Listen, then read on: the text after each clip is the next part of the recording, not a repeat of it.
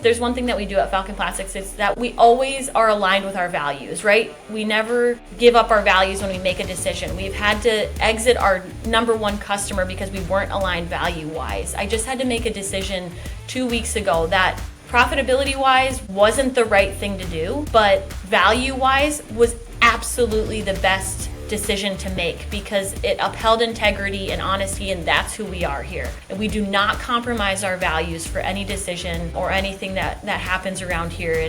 So I've been thinking about that a lot with that decision 2 weeks ago, but it's just like that we are such a value-driven company that we will never stray from that. And that is something that I am so proud to say and so proud to be a part of. Welcome to the Better Culture Podcast, where we make the clear connection between better culture and better business. This podcast is for leaders who want to build stronger teams, drive thriving companies, and enjoy your leadership role along the way. Now here's your host, Brett Hoogeveen, a leadership and culture aficionado, keynote speaker, and co-founder of Better Culture. All right, welcome back to the Better Culture Podcast, the show for leaders who want performance and healthy teams. I'm Brett Hoogeveen, and today I am excited to be talking with Jenn Barlund, president of Falcon Plastics, a multi-generational family manufacturer in Brookings, South Dakota. Jenn stepped into a third-generation leadership role and has been intentional about making culture a strategic priority during their growth. I can't wait to visit and learn a little bit about what makes Falcon Plastics unique, etc. Jenn, thanks for being on the show. Thank you for having me. I'm excited to be here. You bet. Would you mind just by starting by telling us a little bit about what the heck Falcon Plastics does? Tell us just a little bit about your company. Yeah, absolutely. So Falcon Plastics is a custom injection molder. We do injection molding and blow molding. So essentially any plastic products you see around your house, in your vehicle, scoreboards, video boards, door frames, windows, all of the above. Electronics, we do it all. So our customer comes to us, we help them build a mold, and then we produce their products for them. Okay. And I've actually seen one of those processes, not in your facility, but I've seen those injection molding like machines and processes, and it's pretty amazing. Yeah, it's a lot like when people ask me what it's like working at Falcon Plastics, a lot of time I say it's like watching how it's made. That's what it's like coming to work every day. It's super fun. Everything's different. We do so many different products, from ice packs to scoreboards and video boards, vehicle products for a number of different vehicles, Teslas, Mercedes, Nissan, all of the above. And so it's so different all the time, and there's so many cool things that we get to see and touch and just, understand how it's made. Well, and so how long has the company been in business? And tell us a little bit about, being the fact that, as I understand, you are the third generation to help lead this business. So tell us a little bit about just the history of the organization and how it's grown. Yeah, absolutely. This is our 50th year in business, so it's very exciting. Congratulations. Yeah, thank you very much. It's been a fun year. We've done a lot to celebrate that with our employees and our customers and our communities. We take great pride in all of those things. And so it's been a really fun year to celebrate. And along with that, we've also completed an acquisition that had us catapult into a 50% growth overnight. And so we are a global company with a family feel, and I am third generation. Although I didn't really grow up around the business, my parents got divorced when I was 6 years old, and so I didn't really grow up around Falcon. It was never my intention to be a part of the business. But I went to college in the same town as Falcon in Brookings, South Dakota State University.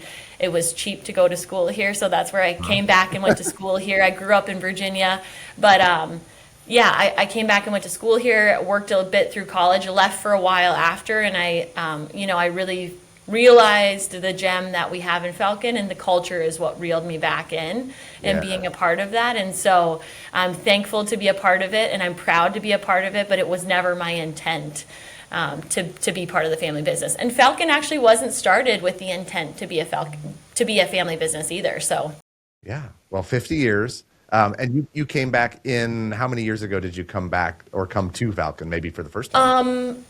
2017 I came back. So collectively over the years, full time. I've worked probably for 13 years for Falcon now, but but I kind of took a hiatus there and worked a little bit through college as one of my 3 jobs. So, Great. Well, Yeah. on the Better Culture podcast, this might surprise you. Actually, I doubt it's going to surprise you at all. But we like to talk a lot about culture on the Better Culture podcast. And so you said the culture is what brought you back. The culture is what you realized was a gem, etc. Tell us a little bit about what makes the culture at Falcon Plastics unique. So I'm probably not I'm super biased. I'm probably not the right person to answer this, but it's just, I'm a relationship builder by nature. And so I think that lends itself to my leadership values and what I really believe in. So you're not going to find me working from home or, being in a business that doesn't have communication or camaraderie. That's just not who I am. So that's part of what I love about Falcon is the fact that there's a lot of camaraderie. The employees feel comfortable enough that they give me trouble all the time. And it's just fun. It's lighthearted. We spend too many hours in a week together to make it anything but that. The employees are constantly, coordinating things like Secret Santa or, opportunities to give back in the community, collecting receipts that go to help the Humane Society, things like that. So we have a lot of self-starters and a lot of people who are interested in creating opportunities for others around them, and that feeds me so well. So it's just a personality thing, and I love it. And not everybody here is like that, but we all know at the end of the day, we all have each other's backs. Yeah, well, I love to hear that the workplace is fun. It's actually one of my favorite things to hear about organizations and cultures is that people have fun. People enjoy one another. We laugh, we smile. We don't take ourselves too seriously. It's possible to build a really healthy workplace culture without having a lot of fun, but it's a lot harder. If we can do some things to help make work fun and enjoyable for people, people want to be there more. People want to stick around. They value their job. They value their coworkers. And that's really where a lot of the value in sort of employee engagement. It's one thing to have engaging work that you take value from that you like the actual job that you do. And that is part of employee engagement and culture, et cetera. But usually what people talk most about is how much they enjoy their coworkers, the people that they work with, the community that they're able to impact, the customers they engage with, et cetera. And anyway, I don't know. I guess I didn't intend to go down a whole rabbit hole about fun, but it's one of the 7 things we teach our organizations and clients about culture is and it's always the last one just because it's 7th on our list. And I always tell people it's not a tag on. If you can make work fun and enjoyable, it's a big deal. So it's I think there's a lot of misconception around that too. It doesn't have to be okay, we're going to bring inflatables in every Wednesday so you can bounce and have fun. It's not like that, right? It's the small conversations on the floor. It's making things personal, right? It's asking, hey, I know your daughter had surgery. How is she doing? Or it's the fun of I'll go out on the floor and help give breaks for holiday meals or things like that. And people will start a snowball fight with tape balls. And, it's things like that where they feel comfortable enough to laugh and joke and have a good time. It doesn't have to be I'm going to buy you a gift it doesn't have to be this big expensive thing. It's really just as simple as having fun, like you said. Yeah. And for anyone listening, I just implore people, if you're thinking got to do something fun in your workplace, thinking of it as an activity or hey, oh yeah, you know what? We should do a 30-minute party, before Christmas or something. Do it. That's fine. But fun isn't something that should get scheduled or put in. You know what? Yeah, let's do something once a quarter that's kind of fun. What instead you should do is try to make every day more enjoyable, more fun. It lives in the small moments. Yeah. That's the best way to put it. You're exactly right. Oh, that's so cool. I love it. Anything else, you don't have to have a great answer to this, but anything else that comes to mind when I say what makes your culture unique or different? I think you gave me a good list already. No, it's just the caring. It's the relationships. Like I said, it's the fact that we look at employees and want them to have whole life well-being. And I think we talked about this a little bit before too, is I don't, I care that you get to work safe and I care that you leave work safe, but I also care that we're trying to help our employees if there's things that we can do and have shift meetings on financial responsibility, or we used to have an EAP program and we switched to having a counselor that comes in, walks around and talks to employees on the floor, because sometimes making that call is hard. And having someone who's in your face and who's going to say hi to you 10 times until you break down and say hi back, it's things like that I want to make sure that if you want someone to talk to, there's someone readily available for you to talk to. I want to make sure that we pay for gym memberships. If you want to be healthy and care about your physical health, and we want you to care about your physical health, that there's a way for you to do that. So I really feel like whole life well-being is something that we take very seriously, and it's not only part of our benefit package, but it's just we all personally care a lot about the people around us, and it's more than just like, I care about you because I want you here and I want to get our parts out the door and whatever. It's no, that's the last thing on my mind, because if we take care of our people, they will take care of us. And so that is something that I feel is super ingrained in Falcon, and everybody who on the leadership team or everything else. And that's really what we hire too, is like, when we're hiring a management or a leadership position, like, I want to know that you're going to come in and give the same care to the people that I do. Because it really is like, I feel like a parent, and I have now 500 kids, that's what I lose sleep about at night. I have all these families I'm responsible for. How do we make their lives better? That's important. I love that. And I'd like to just ask a little bit personally for you, as someone who came in as, family-run businesses can have, or family-owned businesses can have unique dynamics. As someone that, when you came back into the business, I'd love to know just a little bit about kind of how that felt just personally for you, and what your own either sort of development or maturity or your ability to feel sort of comfortable in that role, sort of how that has evolved over time. Yeah, it was hard. It was hard at first. I had a lot of imposter syndrome. I still do, right? And you look at, so when you think of a president of a manufacturing company, there is a specific mold that you think of. I do not check any of those boxes. And so it's hard. Yeah, I got a lot of comments from customers, suppliers, etc. I still to this day, like, I cringe when we get to the part in our sales PowerPoint where it talks about a family business and third generation, and my picture's on there, and I don't love that, because I like the opportunity for people to get to know me and my capability before they make the delineation or think to themselves, like, okay, this is why she has her job. I don't like that nepotism type label, I guess. And so imposter syndrome is real for me, but the ways that I think I combated that a little bit in my first kind of leadership role at Falcon was just being very open and honest, showing up, doing, there's nothing that I wouldn't ask someone to do that I wouldn't be willing to do myself. So showing up, asking questions. I don't have all the answers. I am not the expert, right? And so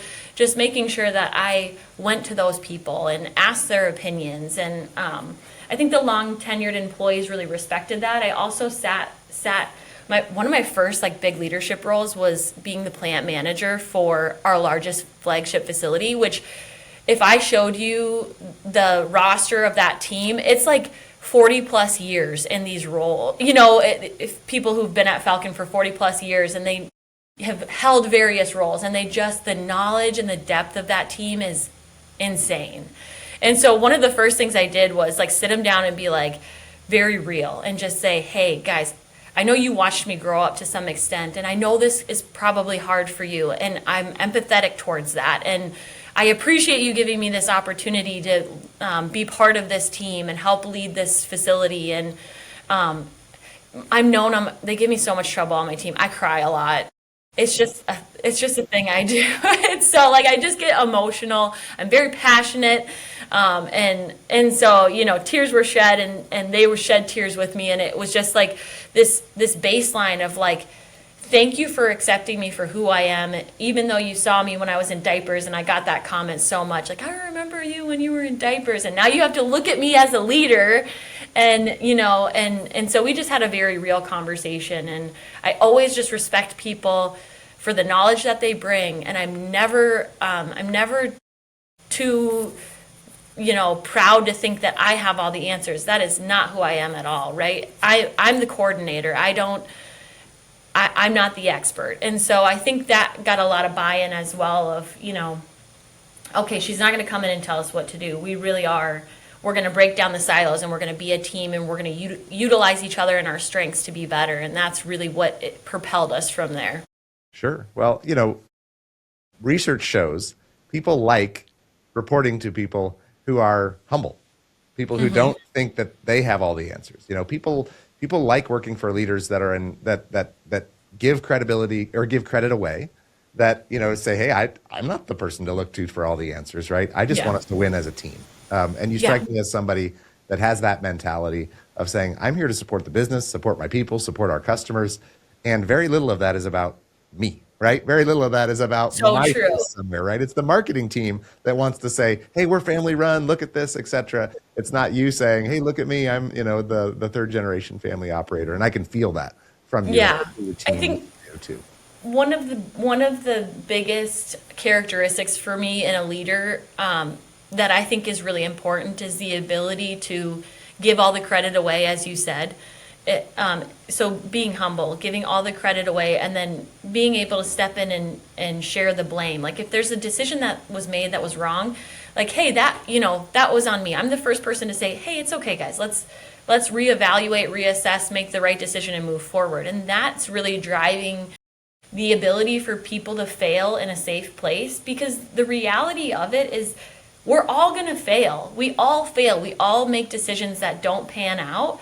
But if you give people a soft landing and a safe place to do it, failure can propel you so far, right? That's the ability to learn a lesson really quick and understand, like, okay, I don't want to do that again. We had this conversation yesterday with a new employee who did something, and I just looked at him and I'm like, wow, what a great lesson to learn early on.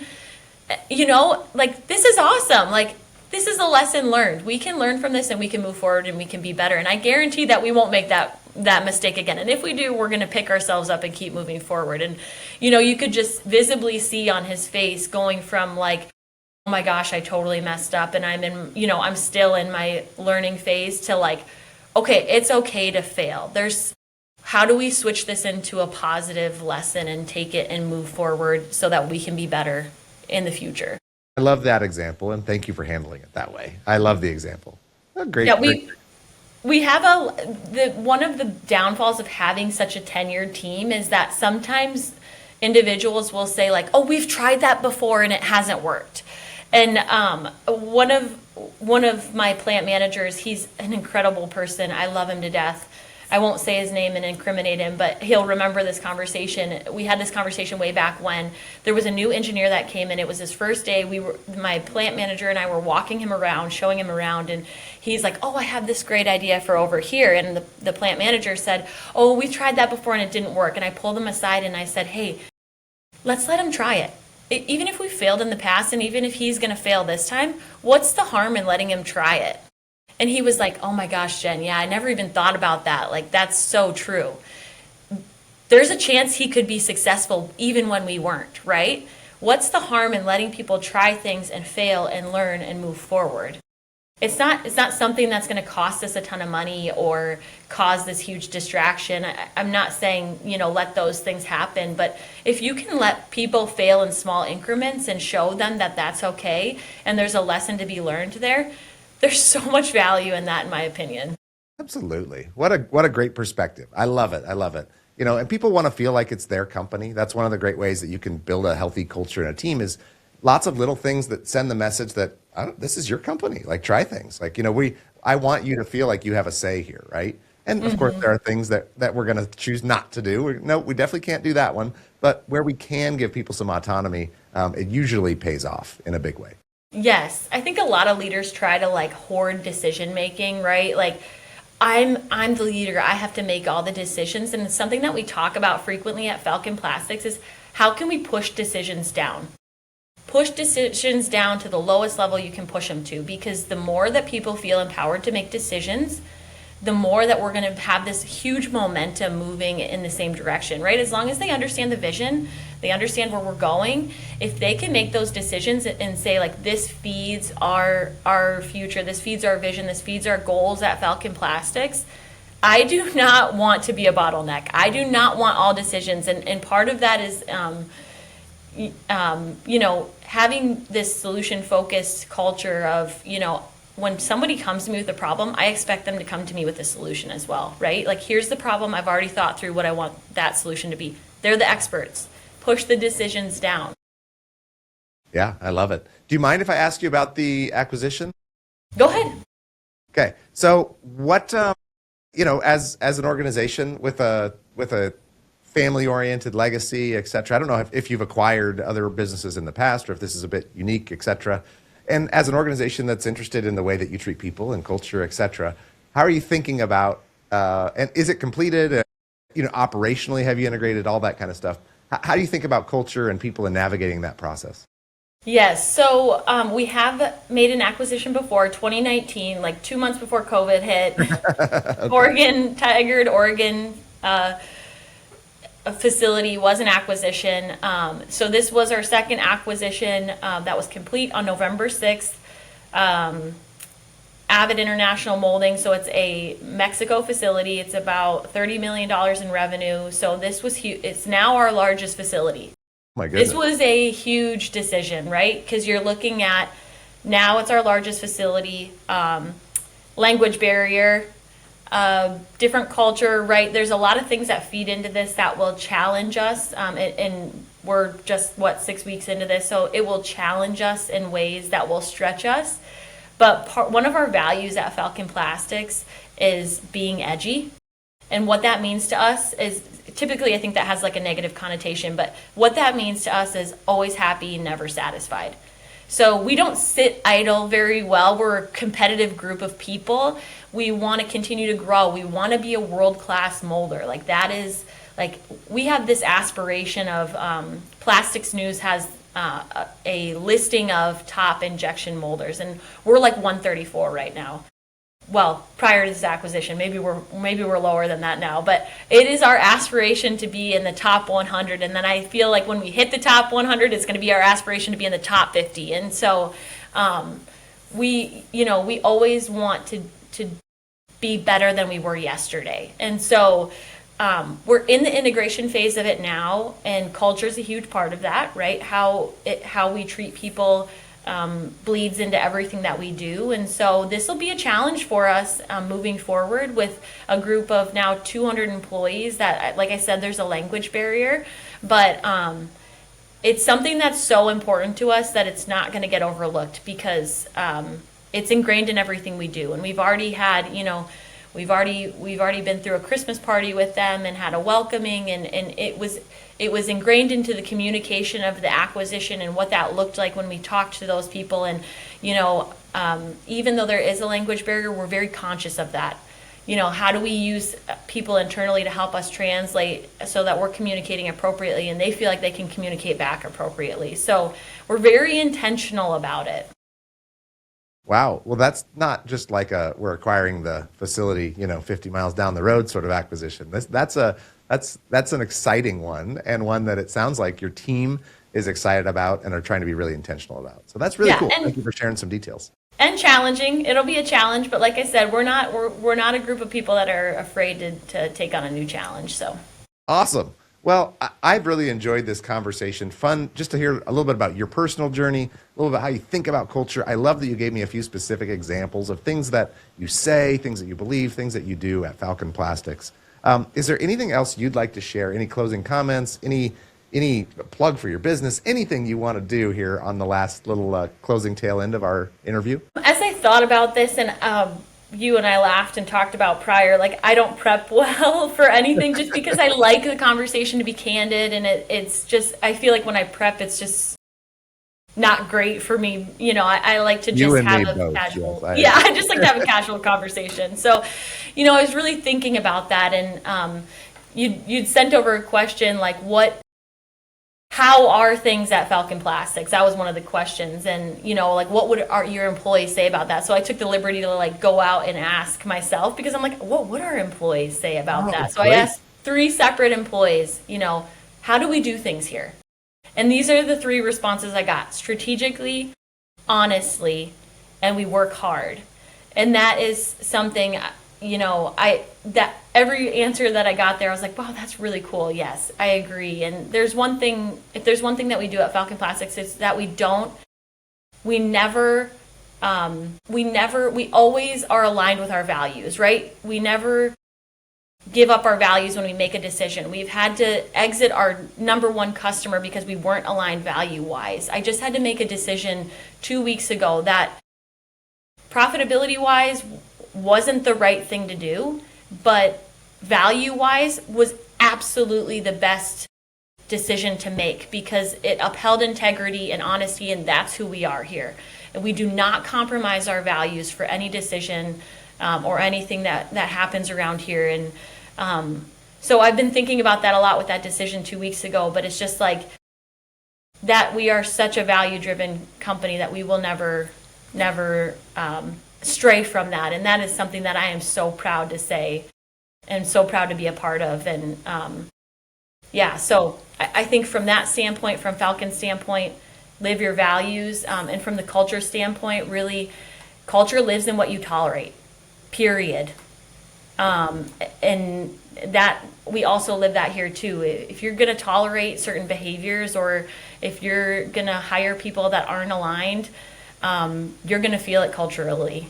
And we've had to learn that the hard way too. So I agree with both of those lessons. Very well said. And I appreciate the work that you personally are doing. I appreciate the work that all of your team is doing to create not just a great business, but to serve your customers, et cetera. We at Better Culture, we're on a mission to make the world a better place to work. And I think you're on our team. I think you guys are helping us do that. So thank you, Jenn, for being here. I really appreciate it. It was a fun conversation. thank you so much. I appreciate it. Before we wrap up, I want to share something exciting. For the first time ever, Better Culture has launched a virtual leadership academy, a 12-month experience for leaders and managers who are serious about expanding their leadership skills, impact, and influence. Whether you're investing in yourself or a team of managers, this program was built for you. If you're serious about building something better, this is your next step. Learn more at betterculture.com/academy.